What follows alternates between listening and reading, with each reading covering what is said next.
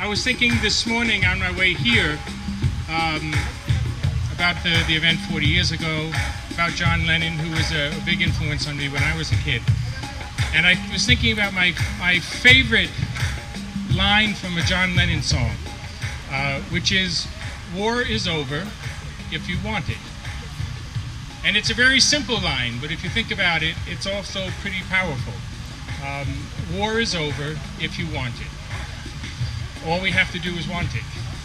And I think for me, what that line has always meant was it referred to the human will. And it referred to the fact that when people decide to do something, when people decide something is right, when people decide something is necessary, when people truly feel it, that they put their heart and more importantly, they put their bodies into it.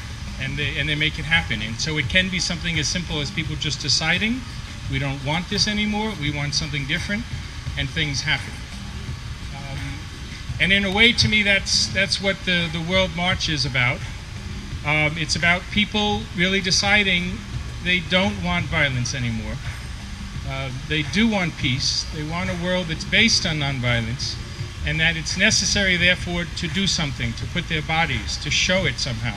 And so the march is becoming a social phenomenon of people from all over the world, from more than 100 countries, who are making the effort to do something to really publicly stand up and say, we don't want war, we don't want violence, we want another world, and we're expressing it and we're starting to demand it, and we're reaching out to other people in hopes that other people who feel the same thing will stand up and start to do it.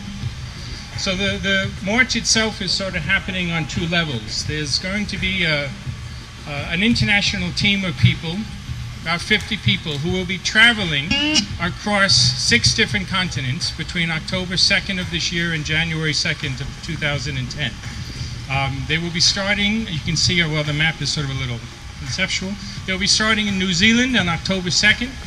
And they will be traveling up through Asia, through Europe, down into Africa, coming into North America on November 30th of this year, moving through North America down and ending in Argentina on January 2nd.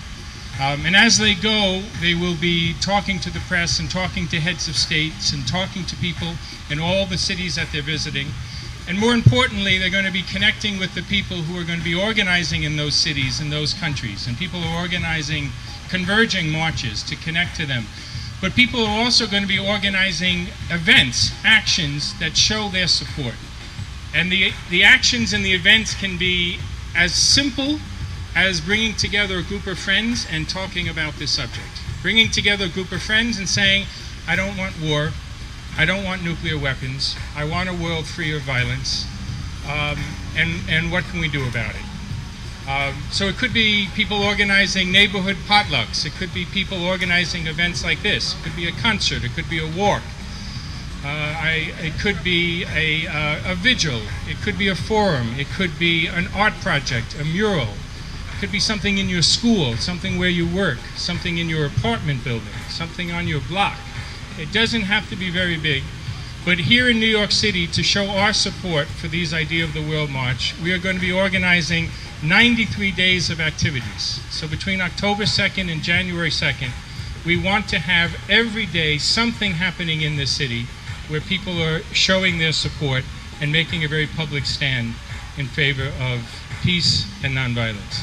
So we really encourage everyone here to think about what is it that you can do? What can be your contribution? Who can you talk to? What can you organize? We just had a gentleman stop by the table, a pedicab driver, one of these pedicabs who's biking around. And he immediately came off and started to sign. We struck up a conversation, and he's from Sarajevo. He has a very strong register, a very strong sensation of what it's like to grow up in a country of war, and also a very strong sensation that this cannot happen anymore. And that was his immediate question to me was, what can I do? I know we have to do this. What is it that I can do? So we'll see. He's going to now, he took a whole bunch of postcards. He's riding around the park today passing them out. He's going to talk to some of the other pedicab drivers and see if they can organize an event this fall, pedicab drivers for peace. So that might be their contribution.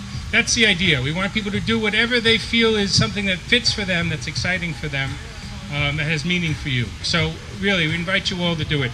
the first thing that we can ask you to do today is, if you haven't already, is to just endorse. And there's endorsement forms over there. And I'm going to read off what you're endorsing, because that's sort of important. Because it's not enough just to say we want peace. It's also, how do we get there? And so the organizers of the march have identified for them 5 stances, 5 positions that we think are very crucial to really moving in the direction of peace. And the first one is nuclear disarmament at a global level. The second one is the immediate withdrawal of invading troops from occupied countries. The third one is the progressive and proportional reduction of conventional weapons. So those are all the non-nuclear weapons countries are collecting. The fourth one is the signing of non-aggression treaties between countries. Treaties would sign agreements, countries would sign agreements, treaties, saying we will not attack you. 5 is the renunciation by governments of the use of war as a means to resolve conflicts. And there are countries in the world that have already put that into their constitution. It's a very exciting and powerful model.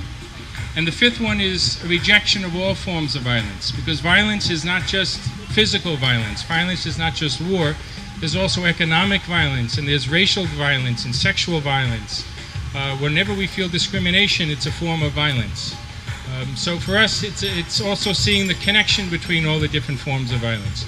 So again, it's not just enough to say we want peace. It's also to begin to sort of lay down the groundwork for how do we get there. And that's what the march is calling for. These 5 steps are like the 5 steps that are first steps towards moving in that direction. So we ask you to, again, if you haven't signed up, endorse it. Please endorse it. Please think about organizing some kind of initiative. Again, it can be something in your school. It can be something on your block. It doesn't have to be very big. But if every one of us makes an effort, we can come up with 93. This is a city of 8 million people. We can't come up with 93 initiatives. Come on.